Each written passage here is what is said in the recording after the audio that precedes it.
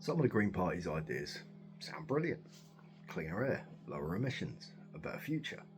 But the moment you look at what they're actually proposing, you start to understand why so many people are worried. But let's be fair, most people don't disagree with a goal: cleaner environment, less pollution, protecting the countryside, doing better for future generations. That is not controversial, that is common sense. And that's why the green message works. Because at surface level, it sounds responsible, it sounds forward thinking, and it sounds like the right direction. But politics isn't just about the goal, it's about how you get there. And this is where things start to change, because once you move past the slogans, you get into the actual policies. And that's where a lot of people start to pause, because what they're seeing isn't just environmental change. They're seeing massive increases in public spending, major tax changes, big shifts in how the economy operates, and a much larger role for the government in everyday life. Now, you might agree to some of that, but the concern isn't just the idea, it's the scale of it. Because here's the reality: policies don't stay in documents, they show up in real life. And when people look at some of these proposals, they're asking very direct questions. If taxes increase, even if they're aimed at the wealthy, does that stay there or does it spread? If carbon taxes are introduced, does that make fuel, heating, and transport more expensive? If businesses face higher costs, will they absorb it? Will they pass it on? Because we've seen how this works before. Costs move, and they usually move towards the public. This is a part a lot of commentary misses.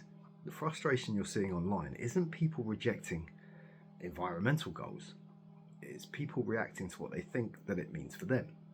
Higher bills, higher living costs, more pressure on already stretched households. And right now, people aren't thinking 10 years ahead. They're thinking about this week, this month, their next bill.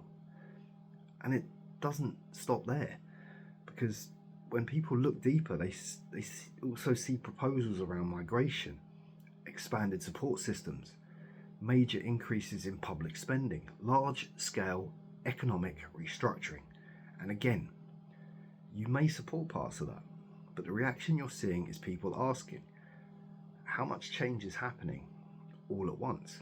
Because when multiple systems shift at the same time, that creates uncertainty, and uncertainty makes people nervous. Then there's the energy. The Green Party pushes heavy towards renewables and away from things like nuclear. Now, in the long term, that might work, but in the short term, people are asking, does that stabilise prices quickly enough?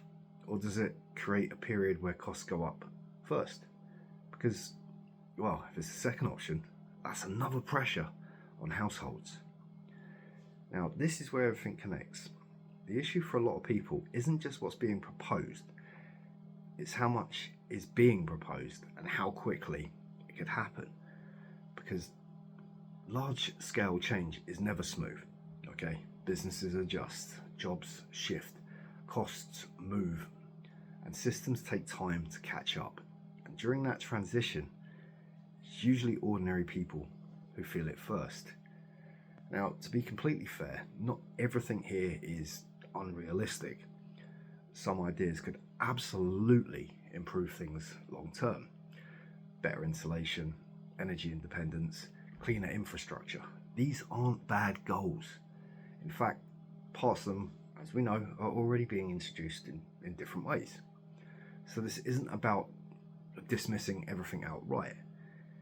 It's about asking whether the approach works in reality. Because this is why the debate feels so divided. One side is focused on the future, the other side is dealing with the present.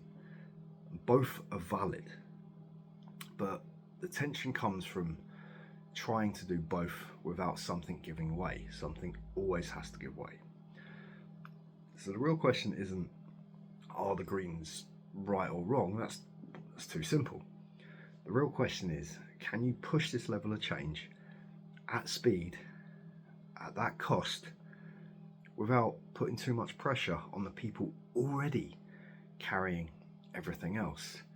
Because if the answer is no, then even the best sounding ideas start to fall apart as soon as they meet real life. And that's where this conversation actually sits. It's not in headlines, it's not in slogans, but in reality. So tell me what you think.